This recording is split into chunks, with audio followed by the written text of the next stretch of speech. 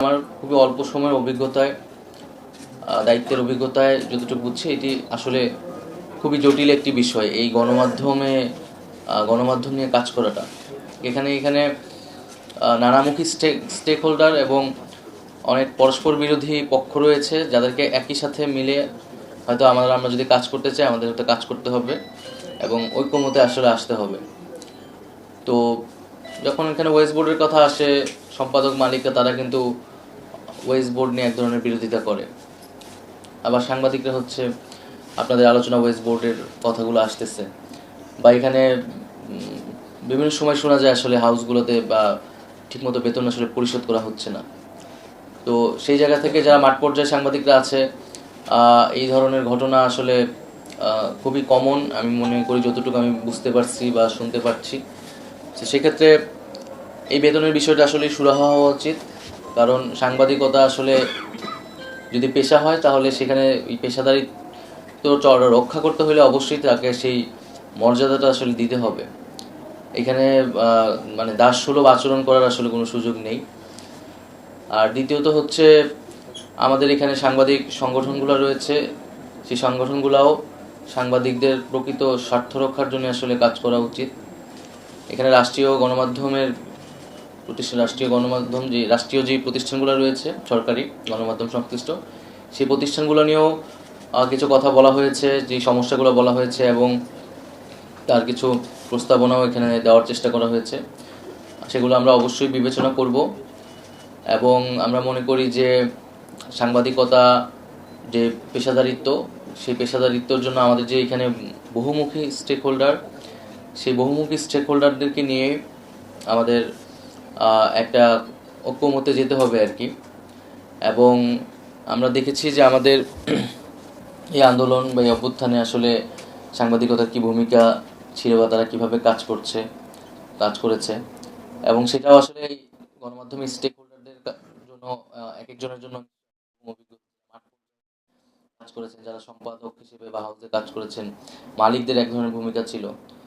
সেটা এই আন্দোলনটা আমাদের জন্য একটা হয়তো বড় কেস স্টাডি আসলে। তো আমি মনে করি যে এই আন্দোলনে সাংবাদিকদের বা গণমাধ্যমের ভূমিকা কী ছিল, এটা নিয়েও আমাদের আসলে খুবই নিবিড়ভাবে এটা পর্যালোচনা করা উচিত। আলোচনা সমালোচনা নির্মোহভাবে নিরপেক্ষভাবে করা উচিত।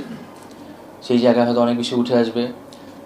আমরা যখন আন্দোলন করেছি বা এর আগে বিভিন্ন সময় আমরা একটা কথা শুনতাম যে মাঠ পর্যায় থেকে দেখা যেতেছে অনেক সাংবাদিকরা আমাদের নিউজ কভার করতো বা রিপোর্টটা নিত, কিন্তু ওই নিউজটা আসলে প্রকাশ হইতো না।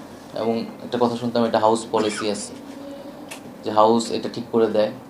আবার হাউসের উপরে আবার হাউস আছে। তো এটা আসলে দায়িত্ব নেওয়ার সময় তো আসলে কেউ দায়িত্ব নেয় না। আমরা এখানে সংবাদ মাধ্যমের কথা বলা হচ্ছে, আমরা যদি ধরেন একটু ইলেকট্রনিক মিডিয়ার কথাও বলি, আমাদের আন্দোলনের সময় ইলেকট্রনিক মিডিয়ার যে শাটডাউনের যে সময়টা ছিল, আমরা কিন্তু ওই ভূমিকাটা দেখেছি যে ইলেকট্রনিক মিডিয়ায় আসলে আন্দোলনের পক্ষে কোনো তথ্যই প্রচার করা হয়নি, আর কী তথ্য প্রচার করা হয়েছে ওটাও দেশের মানুষ দেখেছে। এখন এই এই যে এই ঘটনার আসলে জবাবদিহিটা করবে কে, দায়িত্বটা নিবে কে?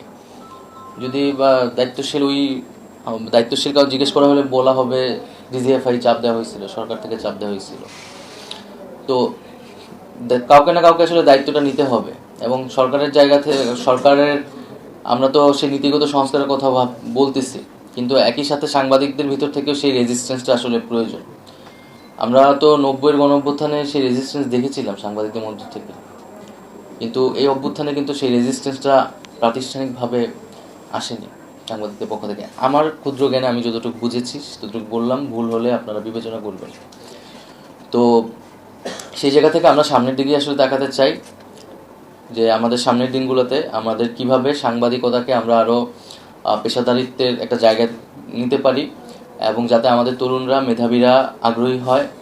আমাদের তরুণদের মধ্যে কিন্তু সাংবাদিকতা আসার প্রবণতা দিন থেকে দিন কমতেছে, আগ্রহ কমতেছে, এবং এই পেশার প্রতি আসলে একটা হতাশা কাজ করতেছে। কারণ এই পেশাটাকে যেই মর্যাদার সহিত একসময় দেখা হইতো, ভাবা হইতো সমাজে, এবং যেই ভাবা হইতো যে একটা রাজনৈতিক দায়িত্ব হিসেবেও ভাবা হইতো, মানুষ নিজেকে বুঝতে পারতো, কিন্তু সেই জায়গাটা এখন কিন্তু কমে এসেছে আর কি। তো সেই জিনিসগুলো আমরা চেষ্টা করব সকলে মিলে একটা সমাধানে যাওয়ার, এবং আমরা যে মুক্ত গণমাধ্যমের কথা বলতেছি, সেই মুক্ত গণমাধ্যমের জন্য অবশ্যই সাংবাদিকদের পেশাদারিত্ব সবচেয়ে গুরুত্বপূর্ণ পিলার। তো আজকের এই আলোচনাটা এই জন্য আমাদের সকলের জন্য সহায়ক হবে। সেটা তো আমরা ওই বিভিন্ন স্টেক হোল্ডারদের সাথে আনুষ্ঠানিক এবং অনানুষ্ঠানিকভাবে বসতেছি, সম্পাদক পরিষদের সাথে বসা হয়েছে। আজকের এই আলোচনাটাও এটা এক ধরনের ইনসাইট দিবে মালিক পক্ষ। তো বিভিন্ন পক্ষের সাথে ওই বসাটা এখনও কমপ্লিট হয়নি, তো সকল পক্ষের সাথে বসে তাদের একটা পরামর্শ নিয়ে আমরা এই সংস্কার কমিশনটা আসলে